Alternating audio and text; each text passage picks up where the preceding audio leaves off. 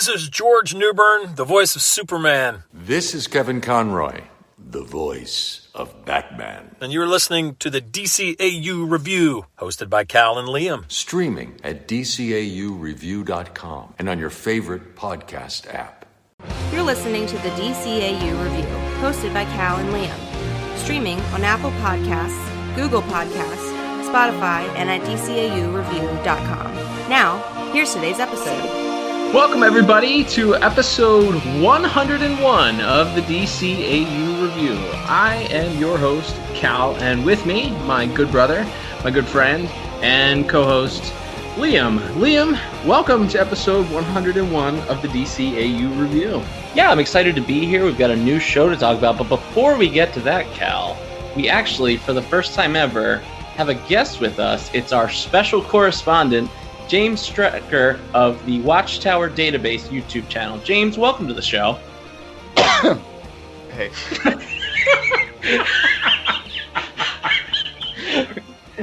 Unintentional, but it worked pretty well. That's my. Yeah, leave that in. That's how I say hello to everyone. Is I cough onto their face. Awesome. In times like this, it's the best way to greet people, I think. Yes, we are in strange times these days. We'll talk about that when we get into plot. There's definitely some real world parallels as we go through our episode here today. But before we do that, let's talk about what we are covering this week, Liam. As we talked about last week, we're starting a brand new episode. We last week reviewed the final episode of the Justice League series. Obviously, we've not reviewed all episodes of the Justice League, but we did cover Starcrossed last week, which sort of opened the floodgate, so to speak, to allow us to continue. Of my tear ducts. Yes, it was a very emotional episode. But we're here now talking about Justice League Unlimited, guys. Yes, absolutely. We are talking about the debut episode, Initiation. And I guess we can before we get into our main categories, as we always do, Cal, and since we have a special guest correspondent with us, James, start us off. Give us your thoughts on kind of the transition from Justice League to Justice League Unlimited, either what you remember at the time as this show was debuting or just sort of your general thoughts on it now. Was the transition jarring? Did you enjoy it? Were you excited to get to see more superheroes in this DCAU world? Oh, my goodness. Okay. Well, there are multiple. I felt multiple things as a child watching it. I'm pretty sure my brain might be melting thinking of this, but I'm pretty sure in the credits of Starcrossed, when it aired on Toonami, that was when they first announced, like, it's all coming back. Everybody, there's going to be so many friggin' superheroes. And I'm like, oh my God, what is this? What am I looking at? Like, I can't even, I'm still crying from Hawk Girl flying away. I'm emotions, everything. Yeah. What is happening? I'm 10 years old, whatever. Not 10. How old was I? I was probably like 16. Let's pretend I wasn't crying. And so, yeah, so just a big, like, bunch of stuff thrown at me at once that I wasn't expecting. At the time, I was a member of a message board called Super Buddies, where it was just a kind of talk back forum about all the episodes and what was going on and stuff.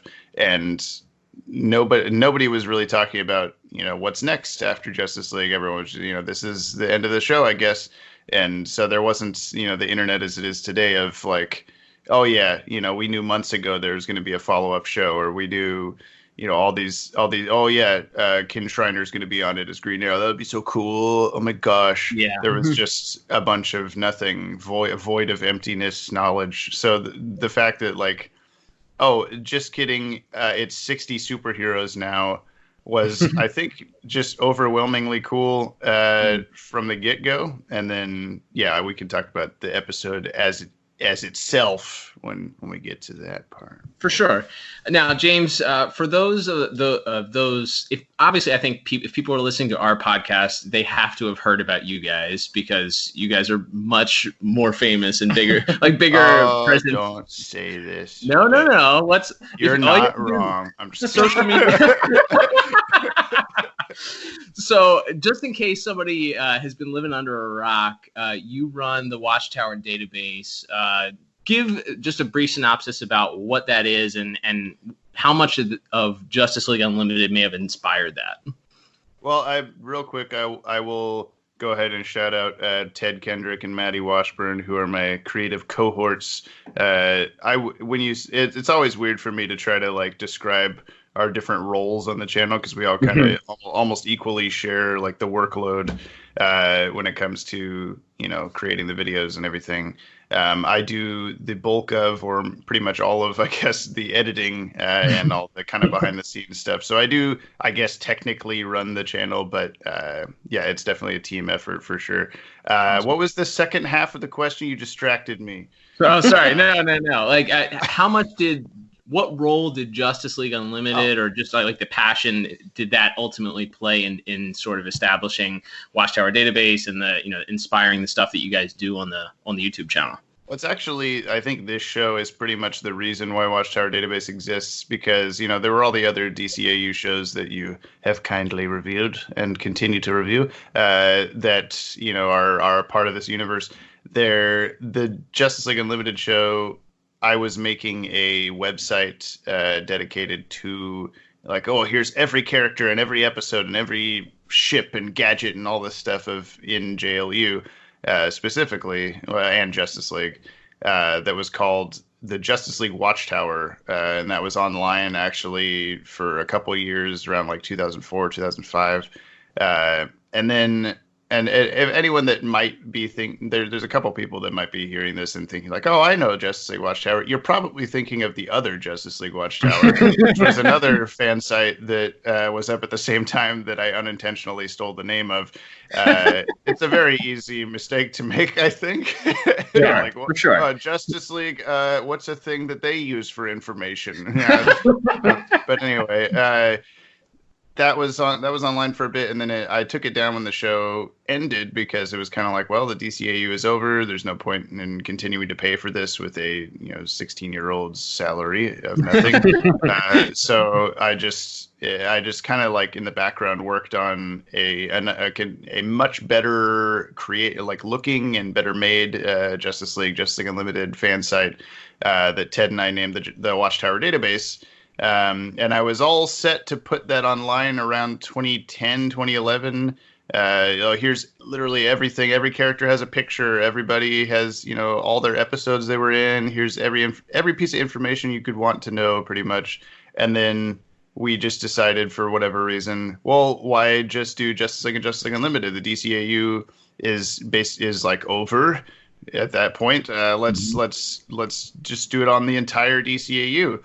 It's like, oh, okay, I'll just go from like 400 characters to 1,400 characters. And, easy. No problem. Yeah. So then we've just been continuing to work on that since then for like a decade. And meanwhile, we started the Watchtower Database YouTube channel as a way to kind of like fill the time, and inform people about that and our comic legacies of the DCAU and a handful of other things. So this show, I guess, is technically directly responsible for WDB existing. And I was going to say I wouldn't have it any other way, but there are times when I would definitely. When you're like trying to write a bio for like Scarface's third thug, you're like, God, I hate this. Why did I choose to do this? No, it's Scarface's 10th thug is what. Wait, he's the same character model that also appeared in Two-Face. Like, does that mean they're the same person? There's a girl that was in the Justice League episode Fury. She's late for a doctor's appointment. She's stuck in her car and the dude won't get out of the way. And he's like, keep your shirt on, lady. I'm on a break. And Wonder Woman lifts up his truck and throws him out of the way. That same girl is in Cadmus as a scientist in Flashpoint. And so I'm just like, what do I do with this information? Is this a character now? Does she have an arc? Are they twins? How did she get to this point? Right. Yeah. So, yeah, it's pretty. That's tremendous. All right. Well, arc was really about this lady. It all makes sense now. Somewhere Vic Sage is like, yes, this is what it's all been about. Merit Scientist is the scientist. Yeah. Right. Exactly. All right. Well, thanks for sharing that. Definitely check it out. We're gonna have you plug some stuff at the end of the episode, James. But yeah, we are excited that you're here. So before we jump into our actual scores for this week's episode, as Liam said, it's called Initiation. It originally debuted on July the 31st. 2004. So that's right. We're running it back. It would be the 16th year anniversary coming up here in July. Liam, as you always do, you have the perfect IMDb synopsis for this week's episode. So please, if you don't mind, share that with James and myself. Absolutely. And this is for the episode Initiation, which was written by Stan Berkowitz and directed by Joaquin Dos Santos. And that synopsis reads as such. The heroes ask a reluctant Green Arrow to join the newly expanded Justice League. Green Lantern takes a team including Green Arrow, Supergirl, and Captain Atom to stop a giant nuclear monster. All right, James, thoughts on that IMDb synopsis? I've actually been wanting to talk to you guys about this for a while. I'm glad I have the platform to do so. Please do. So I will say, I know that it's a little late to say this because you've been doing it this way for however many hundreds. Episodes. But IMDb is a fully editable, user submitted place, Absolutely. like Wikipedia. And Yes. so Yep. I'm sure that these synopses are probably written by just some rando and not because but at the same time, most of the time, except for on occasion when they're just like one sentence nothingness, they're actually more descriptive of the episode than the official synopses are. But back in the day, you would get the Cartoon Network, press releases or whatever of here's the episodes coming up, and Initiation, I'm looking at it right now. A reluctant Green Arrow joins forces with the new Justice League to stop a rampaging nuclear monster in Asia. Yep, correct. That's the entire synopsis. And you would find that blurb in the TV guide. That's the TV guide blurb. Yeah, Yes. exactly. Which I guess would make you want to watch Hits Question. All right. Well, it's just an excuse to have Liam read some random person's description of the episode. I'm not saying you're wrong to do that. It's just kind of slightly bothered me that I don't know what idiot came on. Okay, today I'm gonna write. One week someone's gonna trick me that listens to this, and they're gonna put in the synopsis for Critters when I'm reviewing a Batman Beyond episode or something. I'm gonna look foolish. I don't remember Green Lantern fighting giant cockroaches or giant hentai. I don't remember that happening today, but that's what it says. All right, so why don't we jump? I love it. Thank you. We need this third-party feedback, letting us know about each of the little bits. Yeah, I've got a whole list of what you're doing wrong, and I'm just going bring it on. We cannot wait. Constructive criticism is not our kryptonite. All right, so let's talk about the plot, guys. All right, so plot, as Liam so expertly delivered from IMDb's synopsis there, we basically have what amounts to be the introduction and focus on a brand new world here in the Justice League, expanding beyond the original 7, now who are the original 6, single tier for Shaira. Pour one out. Yep, pour one out for her. Fear not, she will return. Spoiler alert. Return. Yeah, spoiler alert. All right. So I guess we'll start off. We'll toss it to Liam and get his general thoughts here on the plot. Liam, it's a very Green Arrow heavy centric episode. It's very well bookended. I feel like he's very reluctant at the beginning. He doesn't want to get involved. He thinks he's the he's the small persons, and I don't mean people that are height challenged. He means the he means the metaphorical little guy superhero. So he's to stand up for the little guy, and shouldn't be out here fighting giant monsters. And of course, coincidentally, he ends up fighting a giant monster. Yeah. So it's interesting for a lot of reasons. One being that in this new Justice League Unlimited world, we no longer have every episode be a 2-parter. Mm-hmm. So we have to jam everything into this pilot episode here we establish who the Green Arrow is in this opening scene where he's beating up some robbers who are robbing a grocery store, which is about as small scale as you could get compared to where we last left the Justice League. And fighting a giant army. Right. And then you immediately have him teleport to the Watchtower. He meets the giant Justice League. You get Superman giving the big speech to this giant roster of heroes. And then you have to immediately jump to this story in what I guess is basically the DCAU's version of North Korea. Yeah, it seems that way. And this giant nuclear monster that's rampaging, and the government doesn't want the Justice League involved, and so they're sort of dealing with politics. And then this sort of underlying thing of Green Arrow not wanting to be a team player, but then ultimately having to be the guy who kind of holds it all together as the superpowered types are kind of all outmatched when they try to go at it with more brute force tactics. And then ultimately he's able to save the day and joins the League at the end. So it's just a lot. It's a lot to shove in there all at once. And actually, I wanted to ask James this as part of you know so much about the DCAU timeline. How exactly much time do you know is supposed to have passed between when we saw Starcrossed, the end of Starcrossed, and this episode here? Well, Maddie's going to get mad at me when his blood pressure listening to this is already rising. Because I'm going to mess it up. I am pretty sure that between Starcrossed and Initiation, there's only a few months. We have Starcrossed is around, oh God, I don't want to say specifics. I just know it's not even a year, like less than a year.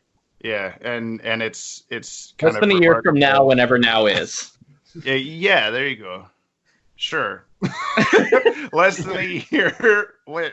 Less than a year from Starcrossed, whenever Starcrossed is. I think exactly is better. Yeah, that works better. Right. All right. So yeah, it is a lot jam packed into it. We were used to that sort of elongated story stretched out between two episodes. James, give your basic thoughts on plot here. What was your I'm sure you've seen this episode quite a lot, but on your most recent viewing here, what stood out for you as far as the plot was concerned? Yeah, well, actually, knowing I was coming on to the podcast, and I was thinking about Initiation. Yeah, I've seen this a trillion times. I got it. But then I was just thinking I really don't come back to this episode on purpose. If I'm gonna watch a specific, if I'm just I'm bored. Time to I really have to be bored to purposely this sounds terrible, but to purposely watch any Justice League Unlimited episode because of how many times I've seen them. But right. This one specifically is it's not bad, but it's not one that I'm oh my goodness, hell yeah, I'm gonna watch Initiation. Right. The best thing to happen ever. There's the first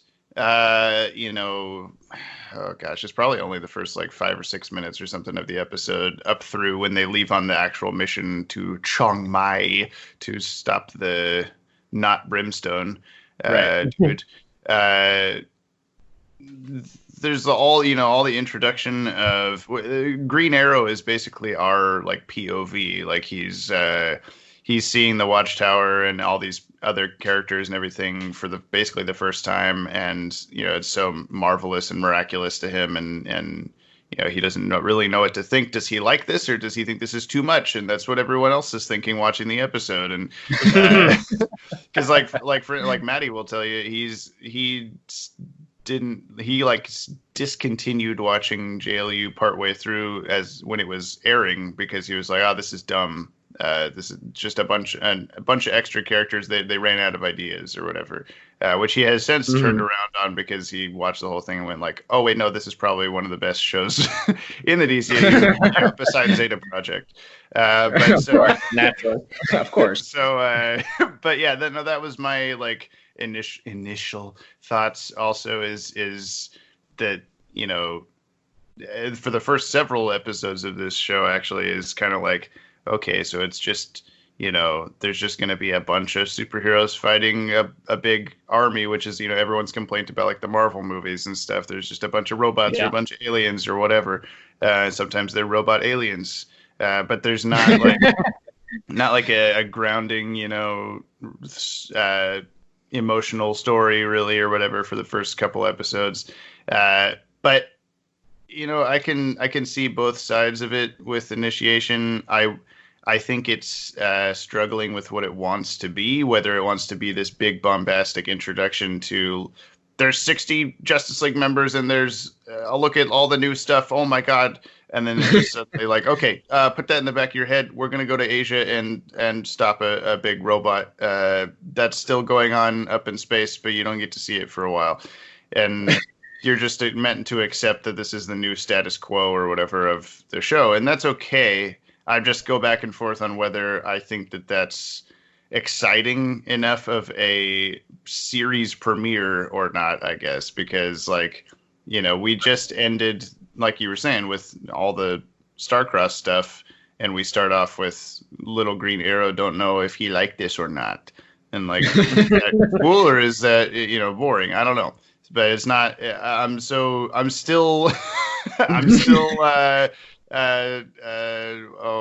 is the word? Conflicted? Yeah, those words on it, however many years after it premiered. And so I guess that just shows that, the plot itself is fine. I think it may have been better as a two-parter just for this one episode, just to kind of get us into things.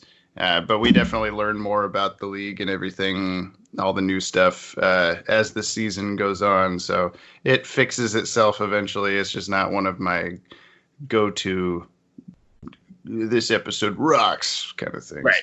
Yeah, that's fair. I think in viewing this, and this is the first time I've seen this episode in a while, and it's funny that you said that. It's like it's not your go-to. When I sit down to rewatch Justice League Unlimited, this is not one of the episodes that I frequent. Okay. Just because I do think it is sort of overloaded, and the storyline is a little bit, I don't know, it's goofy. They don't even give a name to the villain. It's just, clearly inspired by Brimstone, but not giving the name Brimstone, so we don't even have a name for it. And I don't think until this watching of it, when I'm watching it with that more critical eye that we do when we're reviewing the episode rather than just sitting down to enjoy it, that I catch the whole parallels between, now Green Arrow understands why he is an important member of the team. Although we did comment that if it wasn't for his horniness, he probably wouldn't have said yes to the team. That continues to keep him around for a while, actually. Yeah. So, the Justice League sure are lucky that he's one horny dude. And Batman, and So I would say, just in general, I think that it gets a 6 out of 10 for me for plot. I think that it's decent. I think that there are certainly some issues. I did not love the Captain Atom character. I felt like that if you're going to start off, if you're introducing a new character, okay, Green Arrow is a human character, very much in the vein of Batman, and then you have Supergirl. Okay, so that's very much in the vein of Superman, and then your third person is Captain Atom, who is pretty much useless in this episode, despite being probably the most powerful being, if not one of those. That's another thing, is that he just dies, but not really. There's no stakes there. I have no idea who this character is, and he explodes, and it's all. Oh my God, the terrible thing. Right. I don't. But who? I'm still learning who the other 59 people are. So I don't know. It's funny you mentioned the Marvel movies, because it feels a lot to me like how in the first Avengers movie they really try to make you care about the one SHIELD agent that Loki kills, the dude who's on Agents of SHIELD later on. I can't think of his name. Yeah, Coulson. Now I feel more watching that because he's a more important character to the universe. But yeah, at the time was who are you? I don't remember. Right. Yeah. He was a cameo in one of the Iron Mans and in Thor, and then now we're oh my God, he's dead. We have to become the Avengers. Yeah, sorry, Maddie. I don't care about Coulson very much.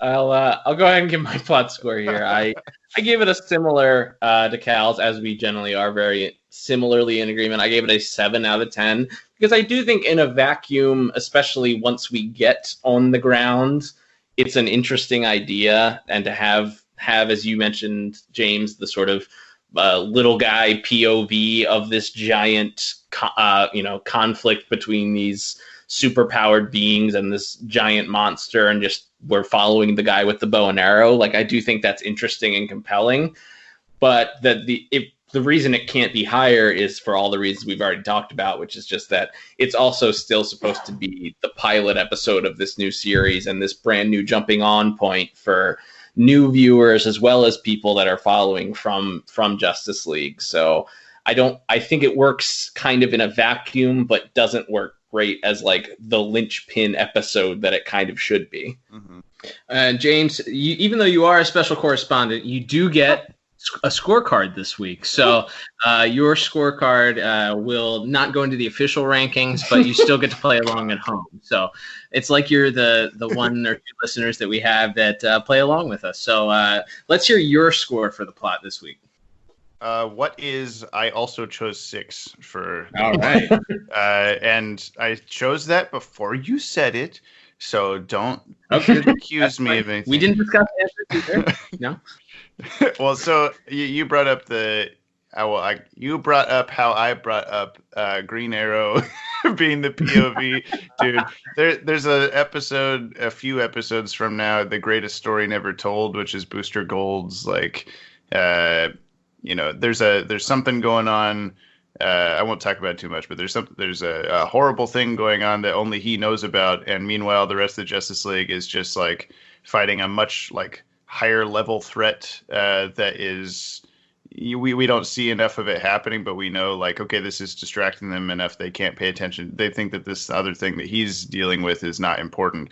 I think that kind of plot might have been a better way to introduce, there are so many superheroes, look at all of them go in the background kind of thing. What I think like this episode tries to do that in a way of like, he's in this world now, this is what the Justice League is, but then the plot just becomes about these like 4 people, and you forget about the rest of the stuff.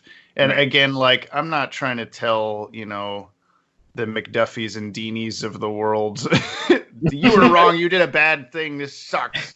Fair enough, and that's what we do on this episode. We always say we obviously love these episodes, these shows, so we're not just trashing them. That's why we don't trash them. We're just saying, hey, under a critical lens, maybe this would have been better, or hey, this could have been different. It's the same thing as anybody that critiques anything. So, all right, moving on. Let's talk about animation and visuals, fellas.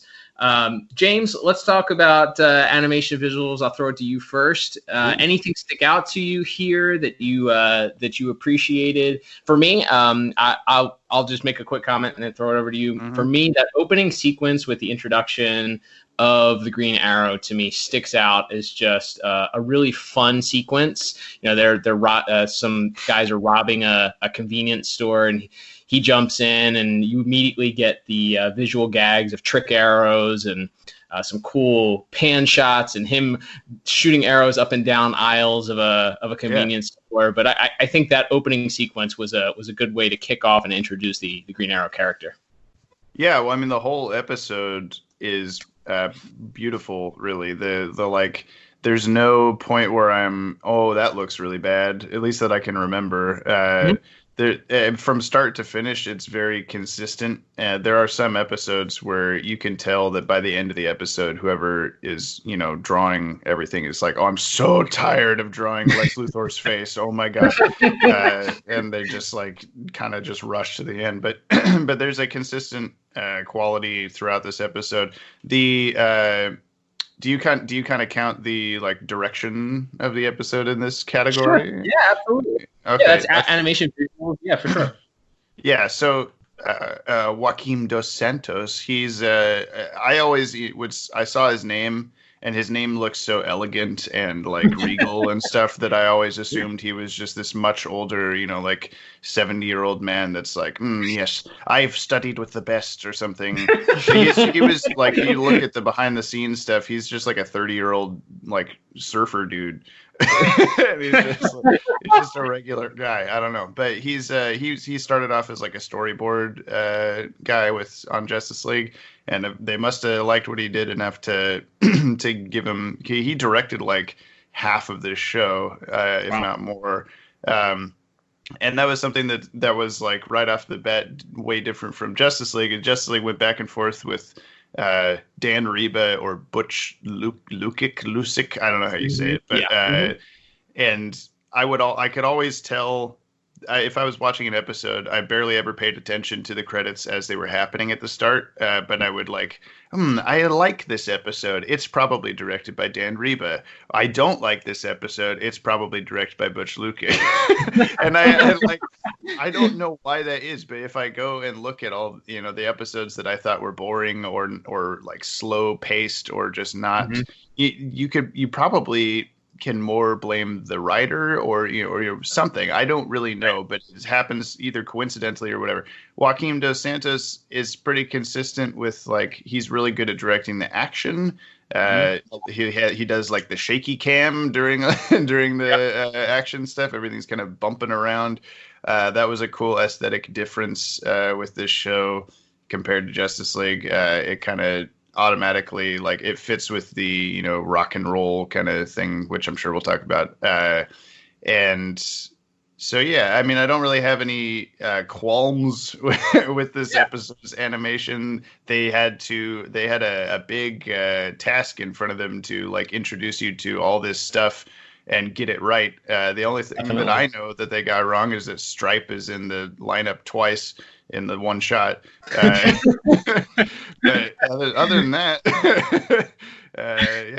everyone's pretty on model. We were talking, and you guys have a video, I believe. I remember specifically seeing this because you guys go through and point out each and every character in there. Yep. The big green guy is assumed to be Swamp Thing, we think, but he's only seen from behind.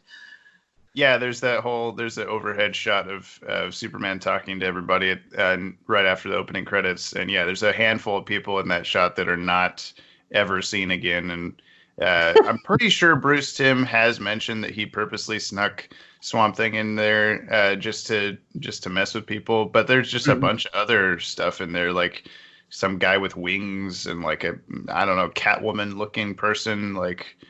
Who? What is this? Right. And they never come back. So you just deal with it. But yeah. Right. I like to think that they just they hated Superman's speech so much that they left during the opening credits. Nah, like this guy sucks. He's a terrible public speaker. Superman. Do I do a score right now? Yeah, go ahead. You can, yeah, sure. I'm gonna give it an 8.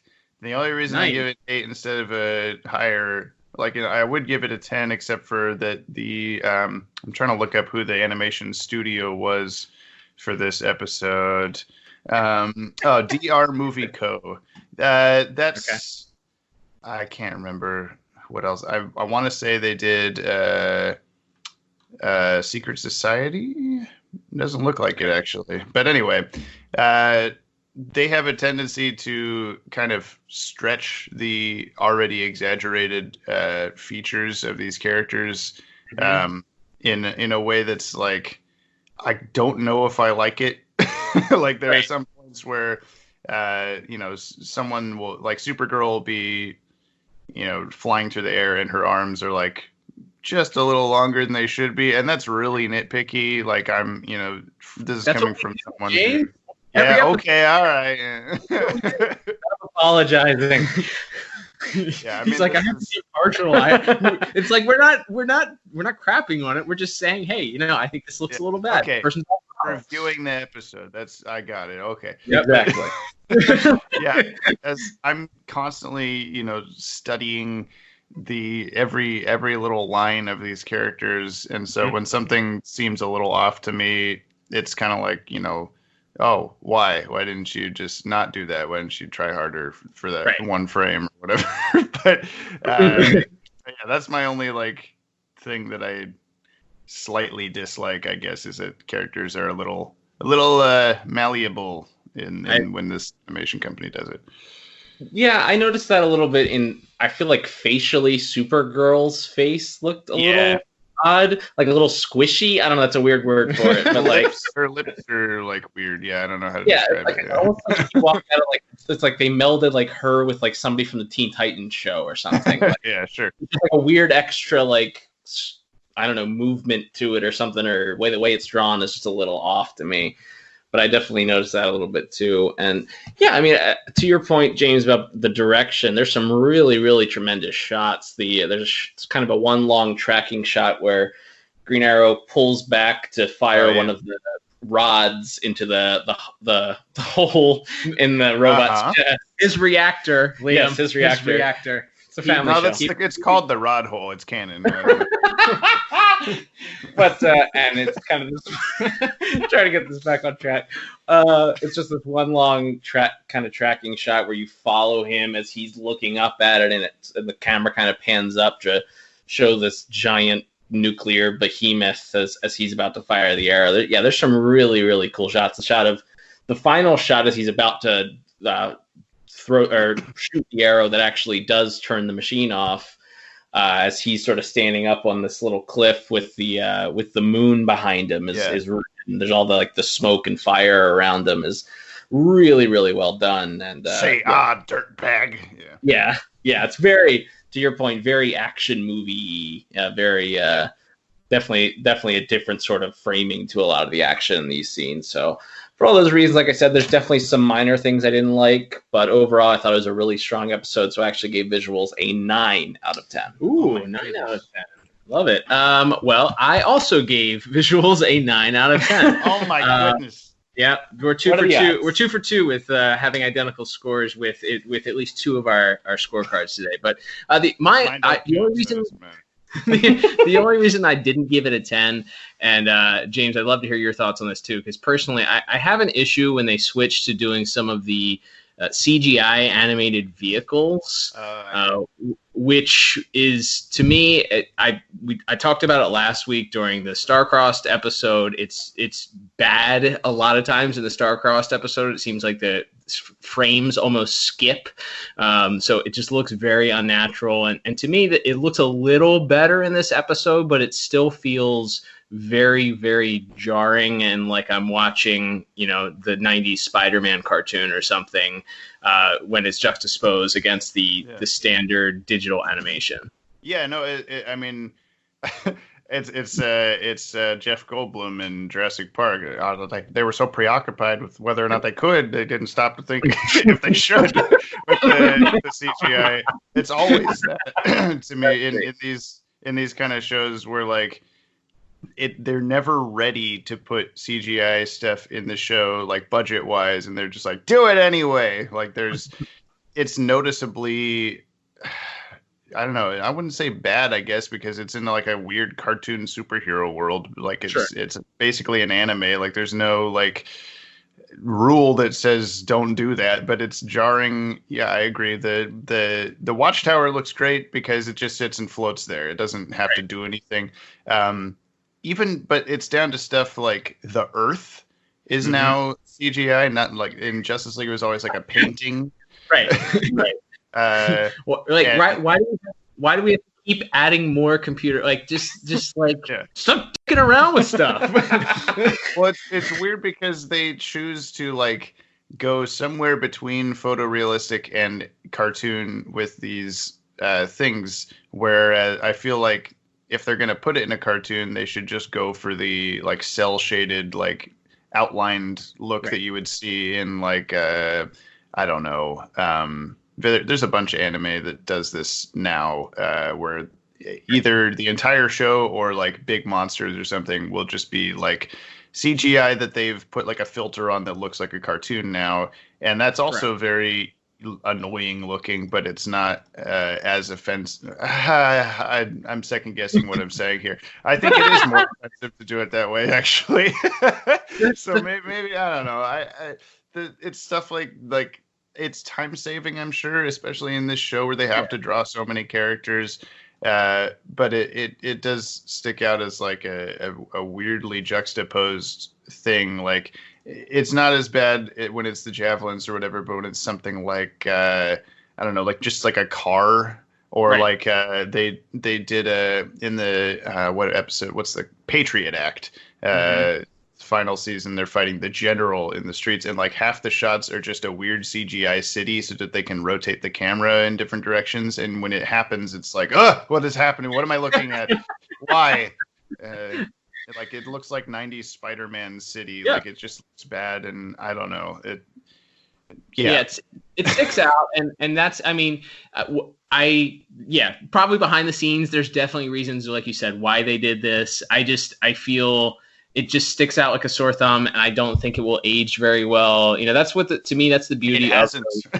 yeah, those original Batman the Animated Series episodes, and we always draw back to comparing to those because those are the original standard by what we go off of. But even the Superman cartoons, like those did not have computer generated animation, and they hold up because everything looks exactly the same.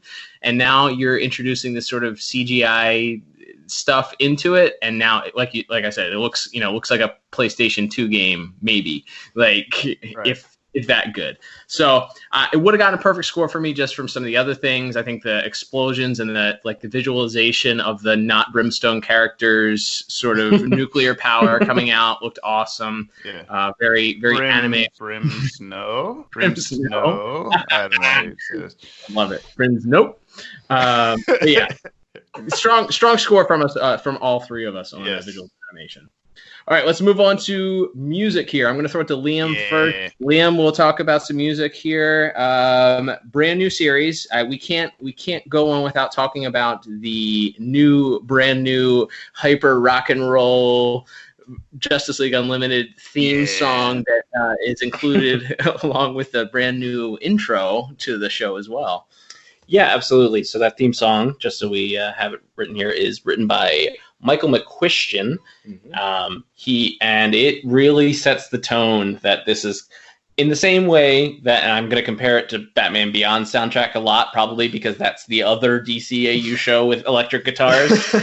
But it's that same sort of thing where, like with the Batman Beyond theme song, when that theme song kicks in, and it's so completely different than what we were used to with Superman and Batman, you kind of feel that same way going from Justice League to Justice League Unlimited, where you think of some of the grand like orchestral themes like in A Savage Time or something like that, and then you juxtapose this with like this super fast-paced, hard drumming, screeching electric guitar, hell yeah, like 80s power ballad stuff.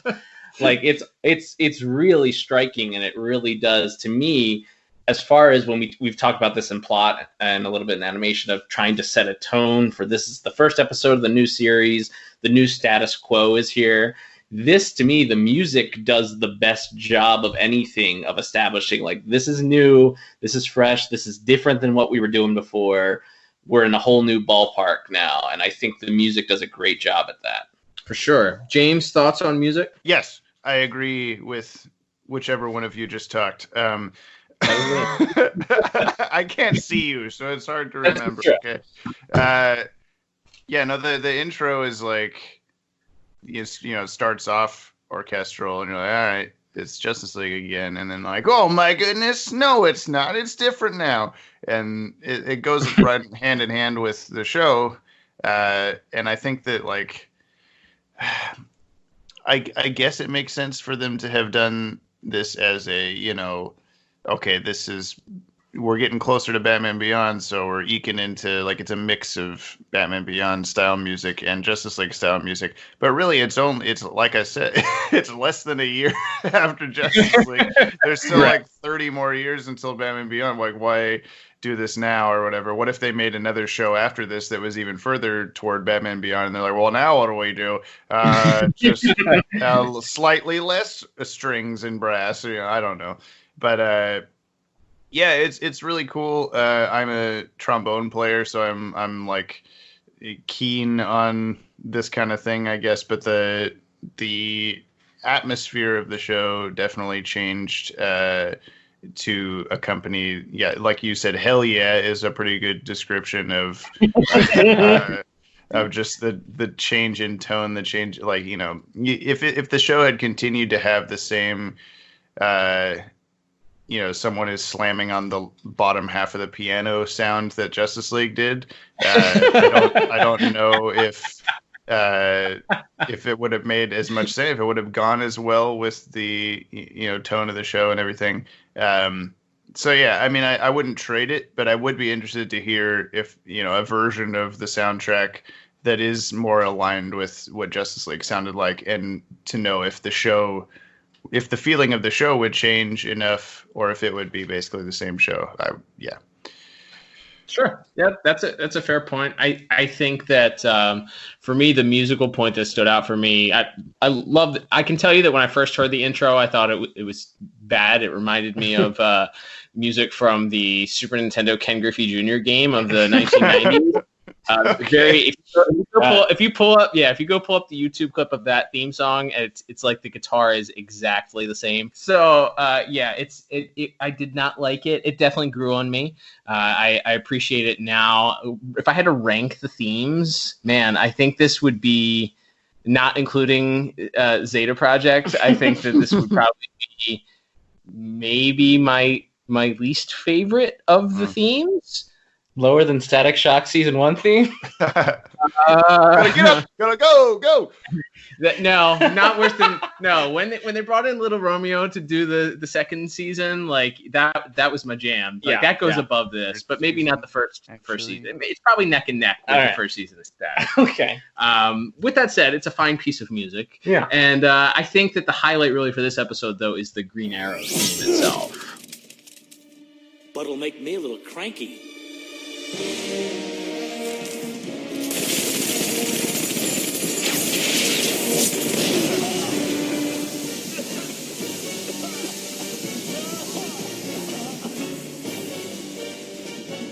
Yeah, definitely. That's we always talk about that with villains as well as heroes on this show. Is the things that we really gravitate to as hosts is always the refrain, the theme song that we come back to, the Batman theme, the Superman theme, the Wonder Woman theme, and obviously, so starting out with this bit of music that kind of plays throughout the episode every time Green Arrow does something really cool it's good. And again, it's sort of as James said, sort of melding the style of music, the style of composing music from Justice League or some of the earlier shows with this electric guitar theme. So getting this brand new Green Arrow theme that kind of plays throughout the entire episode, but kind of rocked up a little bit more each time we hear it, and played in different keys, played a little bit more triumphantly and defiantly when he's holding that bow at the end and he's about to shoot the rod into the hole. Reactor. It really works, and I think that Green Arrow theme is definitely the standout piece as far as a single piece of music in this episode goes. For all those reasons that we've talked about here, and for the great tone is set, I actually gave music a 10 out of 10 for this episode. Wow. James, score? I'm gonna give it a 7. I think it's strong, but I think that either the composers or like Bruce Timm and co were a little too in love with this style of music. Like they'll continue to use the Justice League Unlimited theme, throughout the show, or in the Fatal 5 movie and stuff like that. Whenever something cool happens, and it's like, okay, but what happened to the Justice League theme? Like they almost never use that, and I would like that to be used more and stuff. But if we're talking about this specific episode, then it's very it's strong to introduce you to the world, and it is inoffensive. But I didn't love it. One of my favorite ones. One of my favorite terms. This music was inoffensive. Yeah. Not a Christian saying it's bad. It's just inoffensive. It did not trigger me. So. That's right. There you go. I'm going to split the difference between the two of you. Well, sort of split the difference between, and I went with an 8 out of 10 for music. All right, guys. Final category here. We are going to talk about our voice actors, and we're going to have Liam, as he always does, run down through here. James, feel free to chime in if you feel like there's a particular actor that you felt did an excellent job performance-wise here, but I'll have Liam run down. Liam, we have a new cast, well, with the addition of 60-plus members or whatever it is of the Justice League. We're bound to run into a new voice here or there, but we have a couple of our standards here. We get some Kevin Conroy, certainly, and we get some George Newbern, but we have a pretty large focus on the newbies, not to mention, of course, Phil Lamar also. Yeah, Phil Lamar is kind of he's our original leaguer who's kind of along for the ride. Although, as we've mentioned, that Green Arrow and some of the other newer characters are kind of focused on a lot more. Yeah, we have, as far as the original cast, we have, as you mentioned, Cal, we have Kevin Conroy as Batman, Phil LaMarr as Green Lantern, Carl Lumbly as the Martian Manhunter, and George Newbern as Superman. Flash and Wonder Woman are there as well, but they don't get to talk. Nope, we don't want to hear from them. No, who would? But just kidding. Hey, now. That's a joke. Just a joke. You know Susan Eisenberg listens to every episode of the DCAU review. She has retweeted us, and I literally almost peed my pants the first time. I don't think I've ever told the story on the pod, but like getting to interact with actual people who worked on these shows is never not incredible to me. Yep. So, yeah, we love Susan. But yeah, as far as this episode goes, we have Nicole Tom as Supergirl, who is the returning voice actress from Superman the Animated Series. She's kind of a little different. Cal and I talked about this a little bit before we recorded. I guess there's a little bit of this. We obviously only had a few appearances by her in Superman, but she's a little bit more of a like rebellious hip teenager in this one who wants to, run in and fists first to deal with all the problems. And, Green Lantern is the college dean shaking his fists at her. You kids slow down. And then you have Nicole Tom there. You have George Eads as Captain Atom, who, as you guys kind of talked about in plot, he's really just kind of there. Like, we don't know him. We've never met him before. I mean, you can forgive that a little bit more with characters like Martian Manhunter and Green Lantern. Well, there is some exposition, too, where they give some wonderful exposition where he gets to explain that he's just, what does he say, mass and matter or something? He's no longer flesh and blood. He's just pure energy now. And he lives inside this containment suit. And so, yeah, but he's just kind of along for the ride. He tries to absorb the energy and can't. And so I was not a fan of his performance. I'm just gonna throw that out there. Yeah, I mean, it's just. They replace him after this episode. It's like Chris really? Cox or something, I think is the name of the guy. Yeah, it's never him again. Okay. Then we don't have to be nice. Yeah. He was not very good. I did not really care for him as Captain Atom in this episode. And I don't know. You almost wish it could have been somebody else who was either more like a more visually interesting character, or maybe one of the other characters that we already knew from the previous iterations of the DCAU. Would have been cool, but either way. And then of course we have Ken Schreiner playing Green Arrow, who folks would probably know best from his near 30-year run on General Hospital. Just a veteran actor of various soap operas and television. And he is a pretty great Green Arrow for the sort of classic archetypal Green Arrow in the comics. It's one of those things where for me, when I read a comic book, if Green Arrow shows up, I kind of hear Ken Schreiner's voice in my head.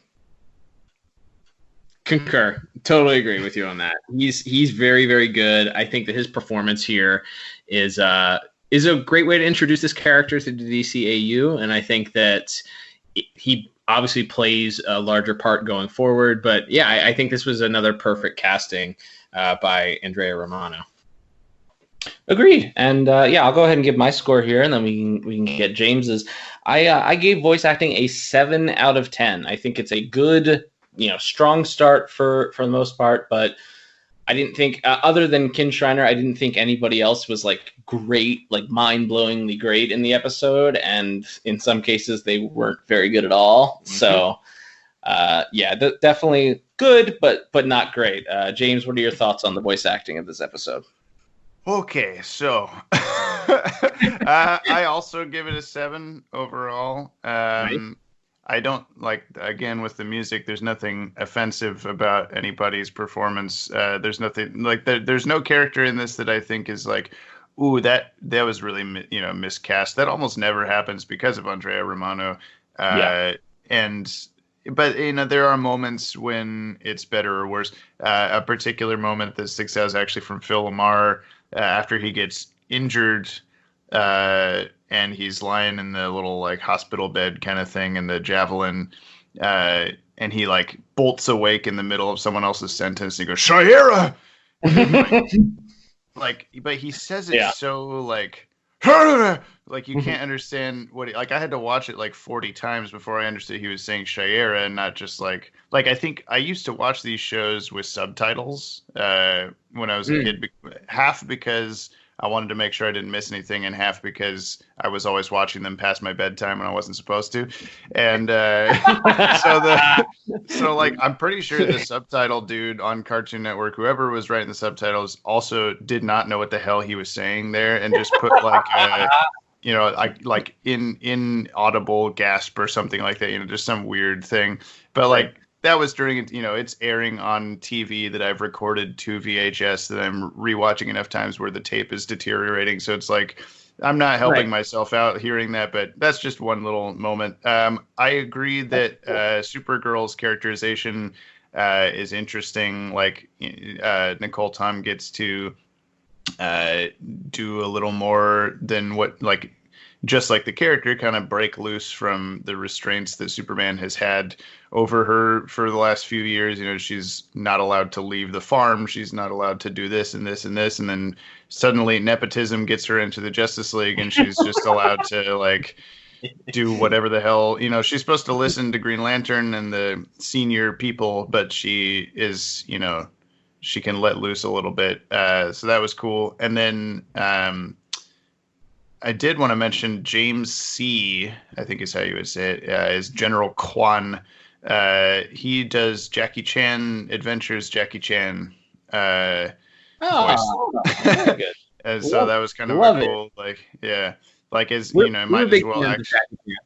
Yeah, it was running at the same time, I think. And so, just kind of a cool little crossover there, I guess.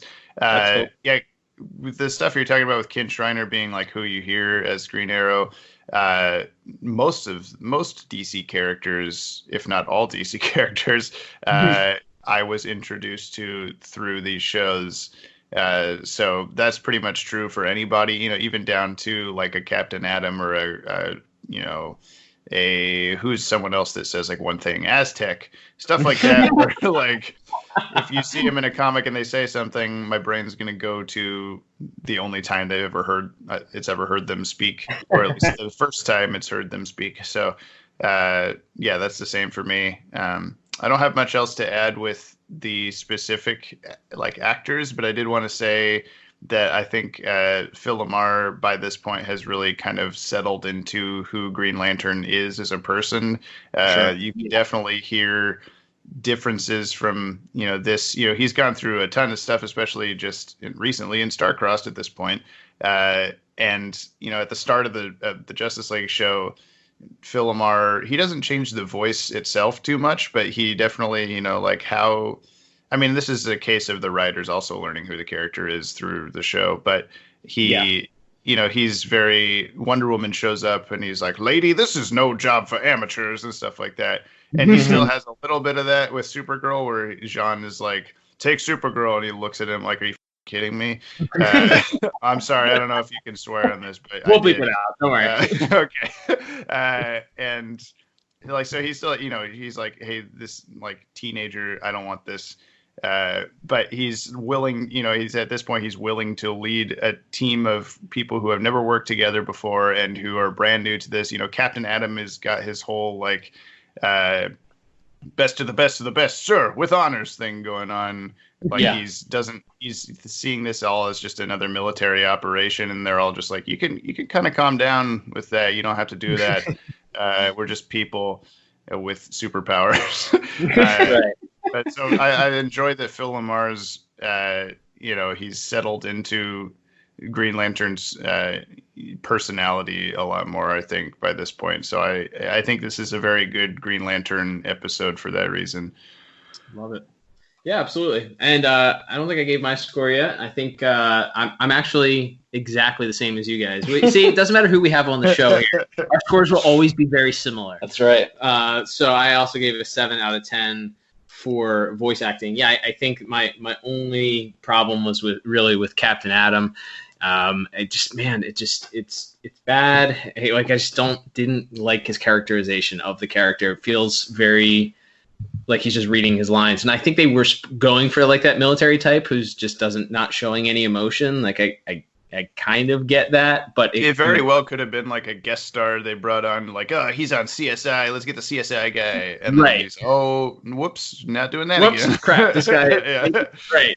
This guy isn't. Yeah, thank you. We'll call you. If we yeah, I guess he'll never be in the show again. I don't know. Exactly. All right. So with that, we will tally up our final scores here, unless you have a bonus point, James. No, I do not. Okay. Good. Perfect. Less for me to edit. No sound effects. Sorry. No sound effects to pipe in. Great. So totaling up my scores, I come down to a very respectable 30 out of 40 for this week's episode. Liam? Yeah, I have a little bit higher than that. I have a final score of 33 out of 40. All right. James, you able to do some quick math? Yeah, I did it already, but the funny part was that I did, 6 plus 8 plus 7 plus 7. All right, now I got to find the average, divide that by 4. Oh, it's 4. Oh, it's 7. Like, what is happening? 7 out of 40? No, it's 28. 28. Perfect. All right. So one of the things we like to talk about, James, once we review the episode is talk about rewatchability. We sort of touched on that at the beginning. This isn't one that you necessarily is a go-to for you, but would you recommend it if somebody's going through this? Is this a must-watch, or is this to me, it feels like a must-watch because it is the very first episode of the series. It would, when you look at On Leather Wings, is On Leather Wings pivotal to the entire story of Batman? No, but it's the first episode of the series, so people should watch it. What are your thoughts on recommending? Is this a skip it or a go ahead and see it? No, I generally like to say that you should always watch the series or season premieres and finales as part of a watch, no matter what's going on, just because they're always intended to be the thing that you watch first or last. And yeah, this episode definitely does a good and a fine enough job of setting up the new Justice League world, what you're going to expect, the status quo, that sort of thing for the rest of the series.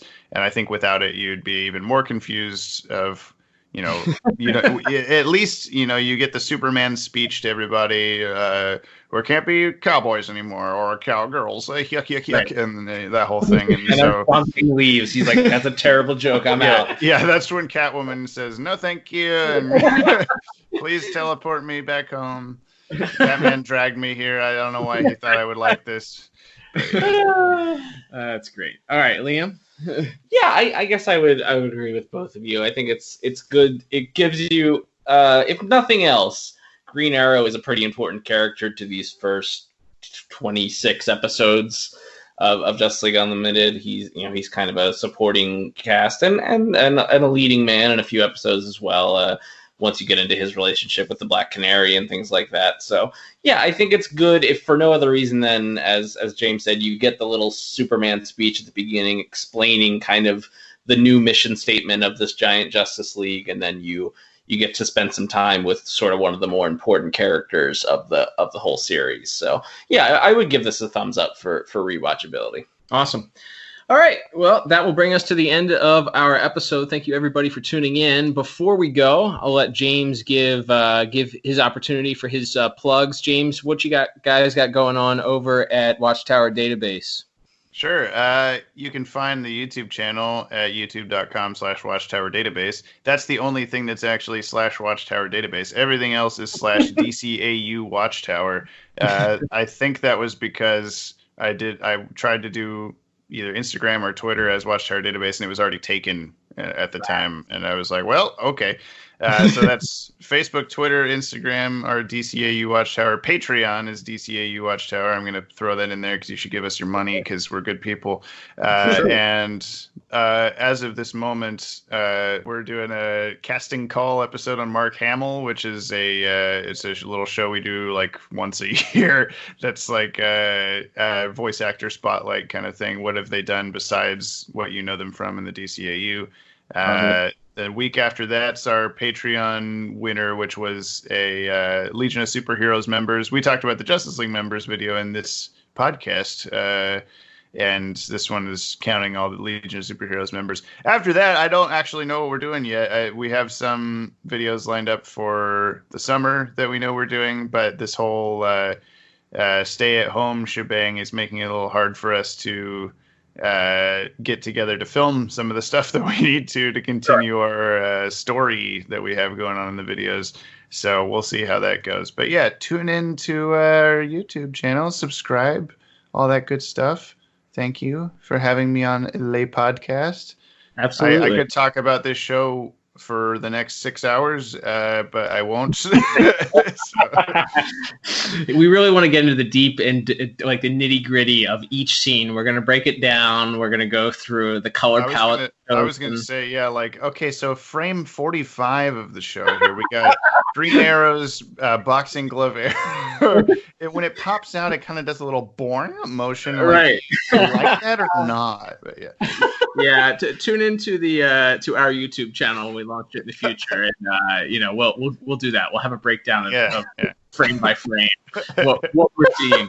But no, seriously, James, thanks for coming on. We love what you guys do. We frequently name check you guys during the podcast because of the research that you guys have done and the content that you guys are putting out there. These are Liam and I cannot recommend enough the support to give you guys. You guys put out quality content. You're good people. And we love what you do. Our jobs are easier because of what you do. Thank you. Yeah. And there's I would say there's definitely people that came before us that have laid the pathway for us to be as successful as we are with this stuff. Also, various other fan sites and stuff that have done a lot of the research for like our groundwork, I guess.